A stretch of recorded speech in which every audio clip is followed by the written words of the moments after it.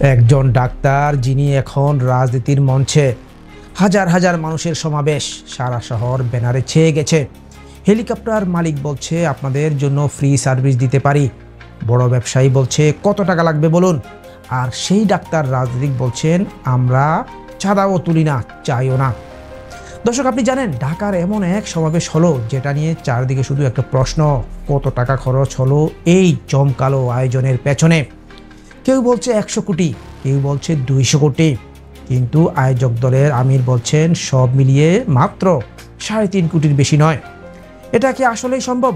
এত বিশাল আয়োজন, হাজার হাজার মানুষের যাতায়াত, ব্যানার, মঞ্চ, সাউন্ড সিস্টেম, সব মিলিয়ে খরচ মাত্র কয়েক কোটি। দর্শক, এই ভিডিও আপনি কেন দেখবেন? কারণ আমরা আজ বিশ্লেষণ করব এই খরচের রহস্য কি, কোন সূত্রে এসেছে বিপুল টাকার অফার, আর কেন তা ফিরিয়ে দিলেন আমির। ভিডিওর একদম শেষে এমন এক তথ্য আছে যা শুনলে আপনি বুঝবেন এটা শুধুই সমাবেশ নয়, এক নতুন রাজনৈতিক কৌশলের মহড়া।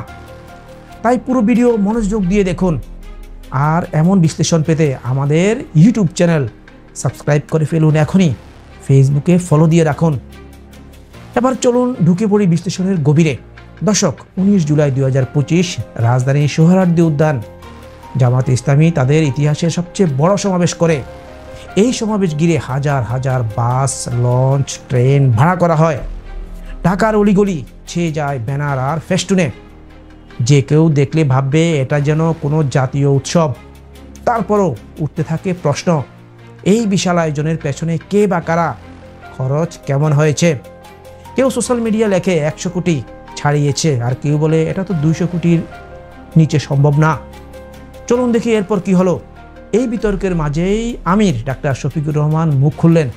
রোকন সম্মেলনে তিনি নিজেই জানালেন সব খরচ মিলিয়ে 3.5 কোটির মধ্যে। তিনি বলেন আমরা কোথাও চাঁদা তুলি নাই, কারো কাছ থেকে চাইও নাই, আর বললেন আপনারা বিশ্লেষণ করতে থাকেন, আমাদের তাতে কিছু যায় আসে না। দর্শক, আপনি জানেন এই বক্তব্যের চেয়েও বেশি আলোড়ন তুলেছে তার একটি বক্তব্য। বড় বড় ব্যবসায়ীরা টাকা নিয়ে হাজির হতে চেয়েছিল, কেউ কেউ 1 কাপ চায়ের দাওয়াত দিল, না গেলেও মোটা অঙ্ক পাঠিয়ে দেবে বলেছে। তিনি বললেন চা খেতে বলেছে পারেনি, এরপর কোটি কোটি টাকার প্রস্তাব দিয়েছে, কিন্তু আল্লাহকে ভয় করেছি।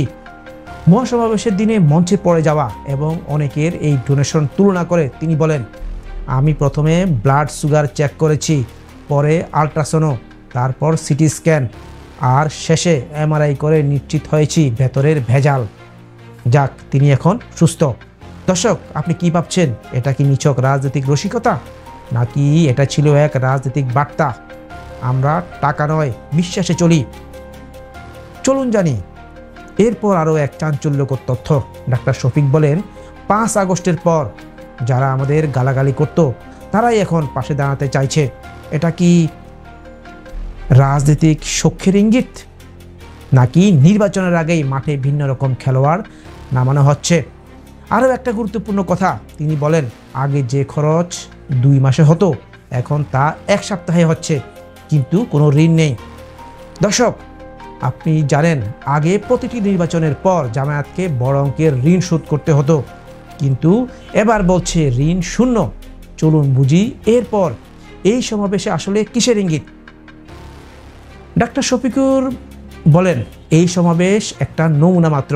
30-35টা আসনে আমরা যা খরচ করেছি, এখন 10 গুণ আসনে লড়তে হলে 10 গুণ প্রস্তুতি নিতে হবে।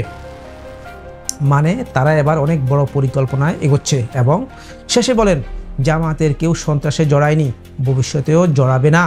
এটা কি আত্মবিশ্বাস, নাকি নির্বাচনের মাঠে ঢোকার সিগন্যাল? এখন বলি সেই তথ্য যা শুনে আপনি চমকে যাবেন। এই পুরো সমাবেশের সময় একই সঙ্গে বিভিন্ন উৎস থেকে জামায়াতকে নির্বাচনী সাহায্যের প্রস্তাব এসেছে, যার মধ্যে ছিল হেলিকপ্টার, ক্যাশ মানি এবং ব্যবসায়ীদের সরাসরি টাকার প্রস্তাব। আমরা চাই আপনারা জয়ী হন। আর আমির বলেছেন হ্যাঁ বলিনি, বলেছি চিন্তা করব। দর্শক, প্রশ্ন হলো এই চিন্তার পেছনে কি আছে? চাঁদা ছাড়া যদি এত বড় আয়োজন হয়, তাহলে কি নতুন কোনো অর্থনৈতিক কাঠামো গড়ে উঠেছে দলটির ভেতরে, নাকি নির্বাচনের আগেই কোনো গোপন চুক্তি হয়ে গেছে যার সুবিধা মিলছে এখন? আপনার কি ধারণা? এই সমাবেশ কি নিছক শোডাউন নাকি নির্বাচনের আগাম মহড়া?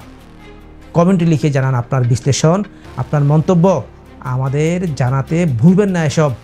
শেয়ার করুন বন্ধুদের সঙ্গে, আর এমন রাজনৈতিক বিশ্লেষণ পেতে থাকুন আমাদের সঙ্গেই। পরের ভিডিওতে ফিরব নতুন গল্প, নতুন তথ্য আর নতুন চমক নিয়ে। আজ এ পর্যন্তই। আসসালামু আলাইকুম।